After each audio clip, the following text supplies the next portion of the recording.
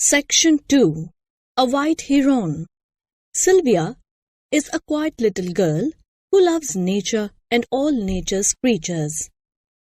But one day someone comes along who offers her a choice that threatens something close to her heart. What does Sylvie choose? The woods were already filled with shadows one June evening, just before 8 o'clock, though a bright sunset still glimmered faintly among the trunks of the trees. A little girl was driving home her cow, a plodding, dilatory, provoking creature in her behavior, but a valued companion for all that. It was the cow's greatest pleasure to hide herself away among the huckleberry bushes, and though she wore a loud bell, she had made the discovery that if one stood perfectly still, it would not ring. So Sylvia had to hunt for her until she found her and called, "Cow! Cow!" with never an answering moo, until her childish patience was quite spent. Sylvia wondered what her grandmother would say because they were so late. It was a great while since she had left home at 5:30. Mrs. Tilly suspected that Sylvia loitered occasionally on her own account. There never was such a child for straying about out of doors since the world was made. Everybody said that it was a good change for a little maid who had tried to grow for 8 years in a crowded manufacturing town. But as for Sylvia herself, it seemed as if she never had been alive at all before she came to live at the farm. The companions followed the shady wood road, the cow taking slow steps and the child very fast ones. The cow stopped long at the brook to drink, as if the pasture were not half a swamp, and Sylvia stood still and waited, letting her bare feet cool themselves in the shoal water, while the great twilight moths struck softly against her. She waded on through the brook as the cow moved away, and listened to the thrushes with a heart that beat fast with pleasure. There was a stirring in the great boughs overhead. They were full of little birds and beasts that seemed to be wide awake and going about their world, or else saying good night to each other in sleepy twitters. Sylvia herself felt sleepy as she walked along. However, it was not much farther to the house, and the air was soft and sweet. She was not often in the woods so late as this, and it made her feel as if she were a part of the grey shadows and the moving leaves. Suddenly, this little woods girl is horror-stricken to hear a clear whistle not very far away. Not a bird's whistle, which would have a sort of friendliness, but a boy's whistle, determined and somewhat aggressive. Sylvia left the cow to whatever sad fate might await her and stepped discreetly aside into the bushes. But she was too late. The enemy had discovered her and called out in a very cheerful and persuasive tone, "Hello, little girl! How far is it to the road?" And trembling Sylvia answered almost inaudibly, "A good ways." She did not dare to look boldly at the tall young man who carried a gun over his shoulder, but she came out of her bush and again followed the cow, while he walked alongside. "I have been hunting for some birds," the stranger said kindly, "and I have lost my way and need a friend very much. Don't be afraid," he added gallantly. "Speak up and tell me what your name is, and whether you think I can spend the night at your house and go out gunning early in the morning." Sylvia was more alarmed than before. Would not her grandmother consider her much to blame? But who could have foreseen such an accident as this? It did not seem to be her fault, and she hung her head as if the stem of it were broken, but managed to answer, "Sylvie," with much effort, when her companion again asked her name. Mrs. Tilly was standing in the doorway when the trio came into view. The cow gave a loud moo by way of explanation. "Yes, you'd better speak up for yourself, you old trial." Where'd she tucked herself away this time, Sylvie? But Sylvia kept an odd silence. She knew by instinct that her grandmother did not comprehend the gravity of the situation. She must be mistaking the stranger for one of the farmer lads of the region. The young man stood his gun beside the door and dropped a lumpy game bag beside it. Then he bade Mrs. Tilly good evening and repeated his wayfarer's story and asked if he could have a night's lodging. Put me anywhere you like, He said. I must be off early in the morning, before day. But I am very hungry indeed. You can give me some milk at any rate. That's plain. Dear sakes, yes, responded the hostess, whose long slumbering hospitality seemed to be easily awakened. You might fare better if you went out to the main road a mile or so, but you are welcome to what we have got. Now step round and set a plate for the gentleman, Sylvie. And Sylvia promptly stepped. She was glad to have something to do, and she was hungry herself. It was a surprise to find so clean and comfortable a little dwelling in this New England wilderness. The young man listened eagerly to the old woman's quaint talk.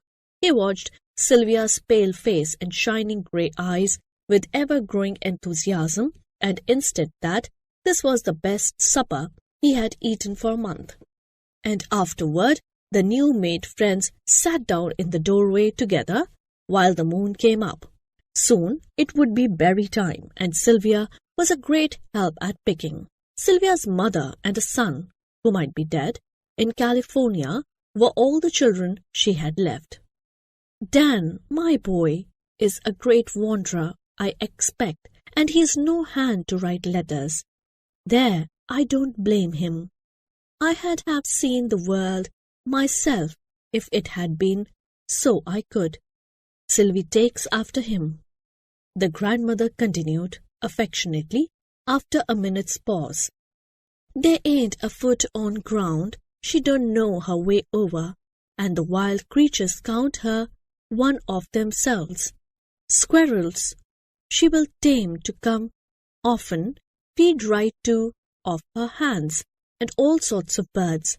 Last winter she got the jay-birds to banging here, and I believe she would have canted herself of her own meals to have plenty to throw out amongst them. I hadn't kept watch. The guest did not notice this hint of family sorrows in his eager interest in something else. So Sylvie knows all about birds, does she? He exclaimed as he looked round at the little girl who sat very demure but increasingly sleepy in the moonlight. I'm making a collection of birds myself. I have been at it ever since I was a boy. Mrs. Tilly smiled. There are 2 or 3 very rare ones I have been hunting for these 5 years. I mean to get them on my own ground, if they can be found. Do you cage them up? Asked Mrs. Tilly doubtfully in response to this enthusiastic announcement. Oh no, they're stuffed and preserved, dozens and dozens of them, said the ornithologist. And I've shot or snared every one myself. I caught a glimpse of a white heron a few miles from here on Saturday, and I have followed it in this direction. They have never been found in this district at all. The little white heron, it is. And he turned again to look at Sylvia with the hope of discovering that the rare bird was one of her acquaintances. But Sylvia was watching a hop-toad in the narrow footpath. You would know the heron if you saw it. The stranger continued eagerly. A queer, tall white bird with soft feathers and long, thin legs. And it would have a nest, perhaps in the top of a high tree, made of sticks, something like a hawk's nest. Sylvia's heart gave a wild beat. She knew that strange white bird, and had once stolen softly near where it stood in some bright green swamp grass, away over at other side of the woods. There was an open place where the sunshine always seemed strangely yellow and hot, where tall, nodding rushes grew, and her grandmother had warned her that she might sink in the soft black mud underneath and never be heard of more. Not far beyond were the salt marshes, just this side the sea itself, which Sylvia wondered and dreamed much about, but never had seen, whose great voice could sometimes be heard above the noise of the woods on stormy nights. I can't think of anything I should like so much as to find that heron's nest, the stranger was saying. I would give $10 to anybody who could show it to me. He added desperately. And I mean to spend my whole vacation hunting for it if need be. Perhaps it was only migrating, or had been chased out of its own region by some bird of prey.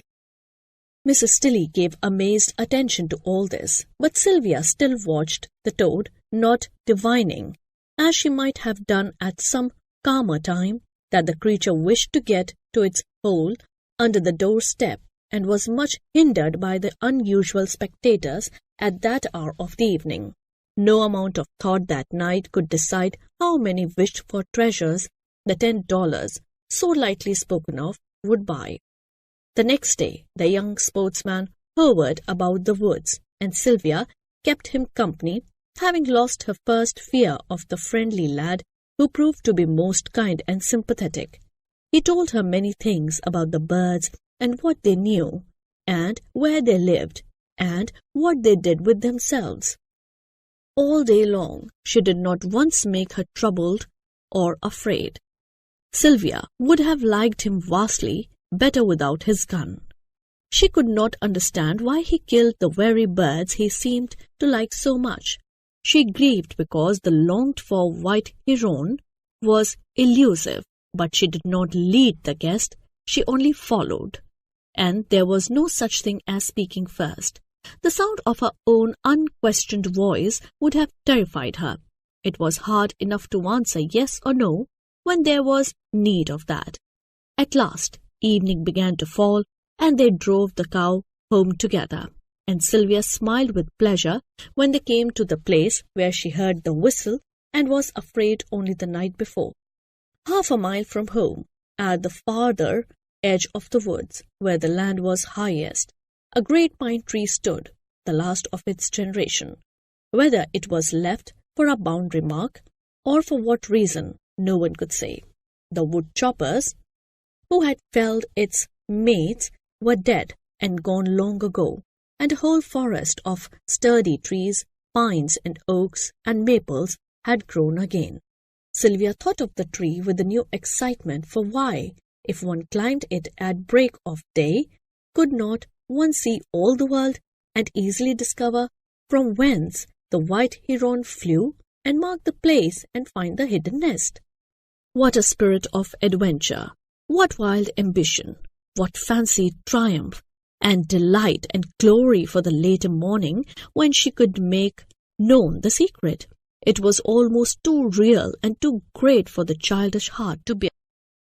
All night the young sportsman and his old hostess were sound asleep, but Sylvia's great design kept her broad awake and watching. She forgot to think of sleep. The short summer night seemed as long as the winter darkness. She was afraid the morning would after all come too soon. She stole out of the house and followed the pasture path through the woods, hastening towards the open ground beyond, listening with a sense of comfort and companionship to the drowsy twitter of a half-awakened bird, whose perch she had jarred in passing. There was the huge tree asleep, yet in the paling moonlight, and small and silly Sylvia began with utmost bravery to mount to the top of it, with tingling, eager blood coursing the channels of her whole frame, with her bare feet and fingers that pinched and held like birds' claws to the monstrous ladder reaching up, almost to the sky itself. First, she must mount the white oak tree that grew alongside, where she was almost lost among the dark branches and the green leaves, heavy and wet with dew. A bird fluttered off its nest, and a red squirrel ran to and fro and scolded pettishly at the harmless housebreaker. Sylvia felt her way easily. She had often climbed there and knew that higher still one of the oak's upper branches chaffed against the pine trunk, just where its lower boughs were set close together. There, when she made the dangerous pass from one tree to the other, the great enterprise would rarely begin. She crept out along the swaying oak limb at last and took the daring step across into the old pine tree. The way was harder than she thought. She must reach far and hold fast. The sharp dry twigs caught and held her and scratched her like angry talons. The pitch made her thin little fingers clumsy and stiff as she went round and round the tree's great stem, higher and higher upward. The child knew she must hurry if a project were to be of any use. The tree seemed to lengthen itself out as she went up, and to reach farther and farther upward. Sylvia's face was like a pale star, if one had seen it from the ground, when the last thorny bough was past, and she stood trembling and tired but wholly triumphant, high in the tree tops. Yes, there was the sea, with the dawning sun making a golden dazzle over it, and towards that glorious east flew two hawks with slow-moving pinions. Sylvia felt as if she too could go flying away among the clouds. Westward, the woodlands and farms reached miles and miles into the distance. Here and there were church steeples and white villages. Truly, it was a vast and awesome world. The birds sang louder and louder. At last, the sun came up, bewilderingly bright. Sylvia could see the white sails of ships out at sea, and the clouds that were purple and rose-colored and yellow at first began to fade away. Where was the white heron's nest in the sea of green branches, and was this wonderful sight and pageant of the world the only reward for having climbed to such a giddy height? Now look down again, Sylvia, where the green marsh is set among the shining birches and dark hemlocks. You saw the white heron once, you will see him again. Look, look! A white spot of him, like a single floating feather, comes up from the dead hemlock and grows larger and rises and comes close at last and goes by the landmark pine with steady sweep of wing and outstretched slender neck and crested head. And wait! Do not move a foot or a finger, little girl. Do not send an arrow of light and consciousness from your two eager eyes, for the heron has perched on a pine bough not far beyond yours, and cries back to his mate in the nest and plumps his feathers for the new day. The child gives a long sigh a minute later when a company of shouting catbirds comes also to the tree, and vexed by their fluttering and lawlessness, the solemn heron goes away. Then Sylvia, well satisfied, makes a perilous way down again. Not daring to look far below the branch, she stands on, ready to cry sometimes because her fingers ache and her lamed feet slip, wondering over and over again what the stranger would say to her and what he would think when she told him how to find his way straight to the heron's nest.